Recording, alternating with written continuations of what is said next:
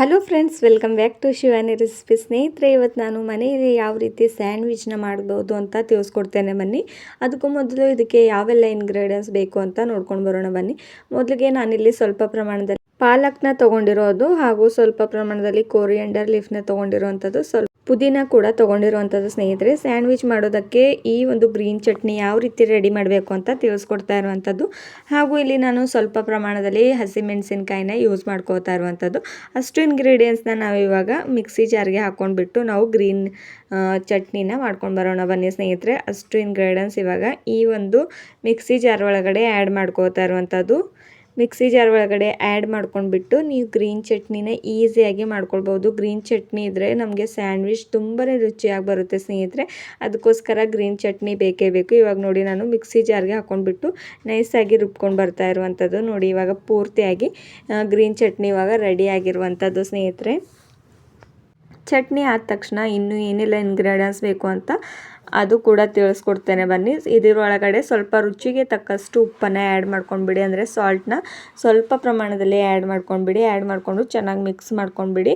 And mix ಮಾಡ್ಕೊಂಡಿದ ತಕ್ಷಣ ನಾನು ಇದನ್ನು ಒಂದು ಬೌಲ್ ಒಳಗಡೆ ಟ್ರಾನ್ಸ್ಫರ್ ಮಾಡ್ಕೋತೇನೆ ಸ್ನೇಹಿತರೆ, ಅಷ್ಟು ಚಟ್ನಿನ. ಇವಾಗ ಚಟ್ನಿ ಕೂಡ ರೆಡಿ ಆಗಿರುವಂಥದ್ದು ಸ್ನೇಹಿತರೆ. ಆ್ಯಂಡ್ ಇದ್ರೊಳಗೆ ಇನ್ನೂ ಏನೆಲ್ಲ ಈ ವೆಜಿಟೇಬಲ್ಸ್ ಬೇಕು ಅಂತ ತಿಳಿಸ್ತೇನೆ ಬನ್ನಿ. ಮೊದಲಿಗೆ ನಾನು ರೌಂಡ್ ಶೇಪಲ್ಲಿ ಈರುಳ್ಳಿ ಹಾಗೂ ಟೊಮೆಟೊ ಹಾಗೂ ಸೌತೆಕಾಯಿನ ರೌಂಡ್ ಶೇಪಲ್ಲಿ ನಾನು ಕಟ್ ಮಾಡ್ಕೊಂಡಿರೋದಾಗಿದೆ ಸ್ನೇಹಿತರೆ. ಹಾಗೂ ಇದಕ್ಕೆ ಬೇಕಾಗಿರುವಂಥದ್ದು ಮುಖ್ಯವಾಗಿ ಸ್ಯಾಂಡ್ವಿಚ್ ಬ್ರೆಡ್ನ ತೊಗೊಂಡ್ಬಿಡಿ ಸ್ನೇಹಿತರೆ. ಸ್ಯಾಂಡ್ವಿಚ್ ಬ್ರೆಡ್ ಇದ್ದರೆ ಚೆನ್ನಾಗಾಗುತ್ತೆ.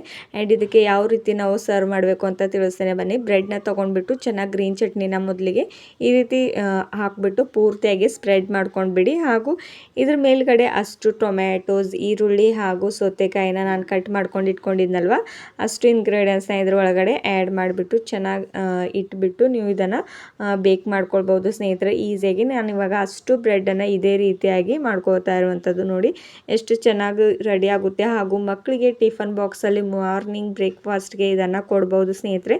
ವೆಜಿಟೇಬಲ್ಸ್ಗಳು ಯಾರೆಲ್ಲ ತಿನ್ನೋದಿಲ್ಲ, ಇದನ್ನು ಈಸಿಯಾಗಿ ಈ ರೀತಿ ಮಾಡಿದ್ರೆ ಸ್ನೇಹಿತರೆ ಮಕ್ಕಳು ಕೂಡ ತುಂಬಾ ಇಷ್ಟಪಟ್ಟು ತಿಂತಾ ಇರ್ತಾರೆ. ಹಾಗೂ ನಾನಿವಾಗ 3 ಲೇಯರ್ಸ್ ಸ್ಯಾಂಡ್ವಿಚ್ನ ಇದೇ ರೀತಿಯಾಗಿ ರೆಡಿ ಮಾಡ್ಕೊಂಡಿರುವಂಥದ್ದು. ಇವಾಗ ನೋಡಿ, ಸ್ವಲ್ಪ ನಾನು ತುಪ್ಪನ ಇದ್ರೊಳಗಡೆ ಸರ್ವ್ ಮಾಡ್ಕೊಂಡು ನೋಡ್ಬೋದು. ಇವಾಗ 3 ಲೇಯರ್ ಬ್ರೆಡ್ನ ಇದ್ರ ಮೇಲೆ ಇಟ್ಕೊಂಡಿರುವಂಥದ್ದು ಸ್ನೇಹಿತರೆ. ಇಟ್ಕೊಂಡ್ಬಿಟ್ಟು ಚೆನ್ನಾಗಿ ನೀವು ಬೇಕ್ ಮಾಡ್ಕೊಂಡ್ಬಿಡಿ. ಮೇಲ್ಗಡೆಯಿಂದ ಕೂಡ ಸ್ವಲ್ಪ ತುಪ್ಪನ ಸರ್ವ್ ಮಾಡಿಕೊಂಡು ಇದನ್ನು ಗ್ಯಾಸ್ನ ಲೋ ಫ್ಲೇಮಲ್ಲಿ ಇಟ್ಕೊಂಡು ಚೆನ್ನಾಗಿ ಬೇಕ್ ಮಾಡ್ಕೊಳ್ಬೇಕಾಗುತ್ತೆ. ಹಾಗೂ ಹೈ ಫ್ಲೇಮಲ್ಲಿ ಇಟ್ಟರೆ ಸ್ನೇಹಿತರೆ ಪೂರ್ತಿಯಾಗಿ ಸೀದೋಗಿಬಿಡುತ್ತೆ. ಹಾಗೆ ನಮಗೆ ಸ್ಯಾಂಡ್ವಿಚ್ ಚೆನ್ನಾಗಿ ಆಗೋದಿಲ್ಲ. ಅದಕ್ಕೋಸ್ಕರ ಈ ರೀತಿ ಲೋ ಫ್ಲೇಮಲ್ಲಿ ಇಟ್ಕೊಂಡೇ ಮಾಡ್ಕೊಳ್ಬೇಕಾಗುತ್ತೆ. ನೋಡಿ, ಒಂದು ಸೈಡಲ್ಲಿ ಎಷ್ಟು ಚೆನ್ನಾಗಿ ಬೇಕಾಗಿರುವಂಥದ್ದು ಸ್ನೇಹಿತರೆ ಅಂತ. ಆ್ಯಂಡ್ ನೆಕ್ಸ್ಟ್ ಸೈಡಲ್ಲಿ ಕೂಡ ತೋರಿಸ್ತೇನೆ. ಅಲ್ಲಿವರೆಗೂ ನಾನು ಇನ್ನೂ ಸ್ವಲ್ಪನ ಸ್ಯಾಂಡ್ವಿಚ್ನ ರೆಡಿ ಮಾಡ್ಕೋತೇನೆ ಸ್ನೇಹಿತರೆ. ಬನ್ನಿ, ಈ ರೀತಿ ನಾನು ಇವಾಗ ರೆಡಿ ಮಾಡ್ಕೊಂಡಿರುವಂಥದ್ದು. ಮೇಲ್ಗಡೆಯಿಂದ ಸ್ವಲ್ಪ ನಾನು ಮಸಾಲೆ ಪದಾರ್ಥಗಳನ್ನ ಆ್ಯಡ್ ಮಾಡ್ಕೊಂಡಿರುವಂಥದ್ದು. ನೀವು ಬೇಕಾದರೆ ಆ್ಯಡ್ ಮಾಡ್ಕೊಳ್ಬೋದು, ಅಥವಾ ಆಪ್ಷನಲ್ ನಿಮ್ಗೆ ಇಷ್ಟ ಇದ್ದರೆ ಆ್ಯಡ್ ಮಾಡ್ಕೊಂಡ್ಬಿಡಿ ಸ್ನೇಹಿತರೆ. ಇವಾಗ ನೋಡಿ, ನಮ್ಮ ಸ್ಯಾಂಡ್ವಿಚ್ ರೆಡಿ ಆಗಿರುವಂಥದ್ದು. ಆ್ಯಂಡ್ ಇದನ್ನು ನೀವು ಸಾಸ್ ಜೊತೆ ಸರ್ವ್ ಮಾಡಿಕೊಂಡು ತಿನ್ಬೋದು ಸ್ನೇಹಿತರೆ. ತುಂಬಾ ಸಖತ್ ಟೇಸ್ಟಿಯಾಗಿರುತ್ತೆ. ಹಾಗೂ ನಾನು ನೆಕ್ಸ್ಟ್ ನಿಮಗೆ ಇನ್ನೊಂದು ಸ್ಯಾಂಡ್ವಿಚ್ನ ತಿಳಿಸ್ಕೊಡ್ತೇನೆ ಸ್ನೇಹಿತರೆ. ಮೇಯೋನೀಸ್ ಸ್ಯಾಂಡ್ವಿಚ್ನ ಯಾವ ರೀತಿ ಮಾಡಬೇಕು ಅಂತ ಕೂಡ ತಿಳಿಸ್ತೇನೆ ಬನ್ನಿ. ಇದು ಕೂಡ ಸೇಮ್ ಪ್ರೊಸೆಸ್ಸಲ್ಲಿ ಮಾಡಬೇಕು ಸ್ನೇಹಿತರೆ. ಇವಾಗ ನೋಡ್ಬೋದು, ನಾನು ಗ್ರೀನ್ ಚಟ್ನಿನ ಆ್ಯಡ್ ಮಾಡ್ಕೋತಾ ಇರುವಂಥದ್ದು. ಹಾಗೂ ನಾನು ಕಟ್ ಮಾಡ್ಕೊಂಡು ಇಟ್ಕೊಂಡಿರುವಂಥ ಅಷ್ಟು ವೆಜಿಟೇಬಲ್ಸ್ಗಳನ್ನ ಈಸಿಯಾಗಿ ಇದ್ರ ಮೇಲೆ ಚೆನ್ನಾಗಿ ಇಟ್ಕೊಳ್ಬೇಕು ಸ್ನೇಹಿತರೆ. ಇವಾಗ ಈರುಳ್ಳಿನ ನಾನು ಯಾವ ರೀತಿ ಇಟ್ಕೋತಾ ಇರುವಂಥದ್ದು ನೋಡಿ, ಇದೇ ರೀತಿಯಲ್ಲಿ ಅಷ್ಟು ವೆಜಿಟೇಬಲ್ಸ್ಗಳನ್ನ ನೀವು ಆ್ಯಡ್ ಮಾಡ್ಕೊಳ್ಬೋದು. ನೀವು ಬೇಕಾದರೆ ಇದ್ರ ಒಳಗಡೆ ಕ್ಯಾಪ್ಸಿಕಮ್ನ ಕೂಡ ಯೂಸ್ ಮಾಡ್ಕೊಳ್ಬೋದು. ಇದೇ ರೀತಿಯಾಗಿ ಕಟ್ ಮಾಡಿಕೊಂಡು, ನನ್ನ ಚಿಕ್ಕ ಮಕ್ಕಳು ಜಾಸ್ತಿ ಪ್ರಮಾಣದಲ್ಲಿ ತಿನ್ನೋದಿಲ್ಲ ಅಂತ ಇದ್ರ ಒಳಗಡೆ ಸ್ಕಿಪ್ ಮಾಡ್ಕೊಂಡಿರುವಂಥದ್ದು. ನೋಡಿ ಎಷ್ಟು ಚೆನ್ನಾಗಿ ಈಸಿಯಾಗಿ ಈ ರೀತಿ ವೆಜಿಟೇಬಲ್ಸ್ಗಳನ್ನ ಎಲ್ಲ ಸರ್ವ್ ಮಾಡ್ಕೊಂಡಿದ ತಕ್ಷಣ ನೋಡಿ, ನಾನು ಇದ್ರ ಮೇಲುಗಡೆ ಮಸಾಲೆ ಪದಾರ್ಥಗಳನ್ನ ಈ ರೀತಿ ಆ್ಯಡ್ ಮಾಡ್ಕೊಂಡಿರುವಂಥದ್ದು.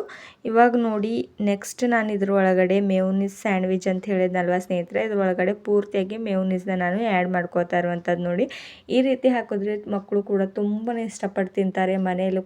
ಈ ರೀತಿ ಪೂರ್ತಿಯಾಗಿ ಮೇಯೋನೀಸ್ನ ಆ್ಯಡ್ ಮಾಡ್ಕೊಂಡ್ಬಿಡಿ ಸ್ನೇಹಿತರೆ. ನೀವು ಬೇಕಾದರೆ ಟೊಮೆಟೊ ಸಾಸ್ ಕೂಡ ಆ್ಯಡ್ ಮಾಡ್ಕೊಳ್ಬೋದು.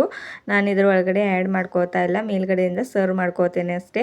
ಇವಾಗ ನೋಡಿ, ಮೇಲ್ಗಡೆ ಇರುವಂಥ ಬ್ರೆಡ್ನ ಕೂಡ ಈ ರೀತಿ ಮೇಲ್ಗಡೆ ಹಾಕಿಬಿಟ್ಟು ಚೆನ್ನಾಗಿ ನೀವು ಇದನ್ನು ಬೇಕ್ ಮಾಡ್ಕೊಳ್ಬೋದು ಸ್ನೇಹಿತರೆ. ಈಸಿಯಾಗಿರುವಂಥ ಪ್ರೋಸೆಸ್ನಲ್ಲಿ ಈ ಒಂದು ಸ್ಯಾಂಡ್ವಿಚ್ ನಿಮಗೂ ಕೂಡ ಇವತ್ತು ಇಷ್ಟ ಆಗುತ್ತೆ ಅಂತ ತಿಳ್ಕೊತಾನೆ. ಇಷ್ಟವಾಗಿದ್ದರೆ ಲೈಕ್ ಆ್ಯಂಡ್ ಶೇರ್ ಮಾಡಿ. Thank you.